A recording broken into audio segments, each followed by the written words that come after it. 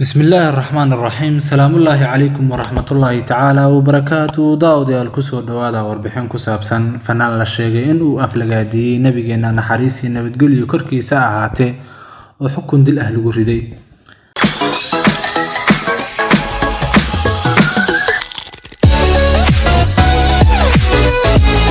محكمة الإسلام جاي كتا لو قوية نيجيريا يعني فنان كردي حكم دلدلات kadib markii lagu helay dambi inuu aflagaadiyay nabi maxamed naxariisi nabadgelyo korkiisa ahaatee maxkamadda sare ee shareecada islaamka ay ku taalakaan ayaa go'aamisay in Yaxye Maxamed Shariif Amuunu uu diinta aflagaadiyay xilli uu qaaday hees si weyn loogu baahiyay barta WhatsApp-ka bishii Maarso.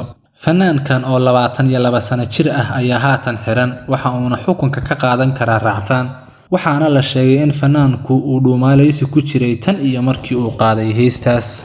dad cariisan oo dibadbaxyo dhigaya ayaa gubay gurigiisa isla markaana ishordhoobay afaafka hore ee saldhigga xarunta booliska islaamiga loo yaqaano waxa ayna codsadeen in tilaabo laga qaado fanaanka.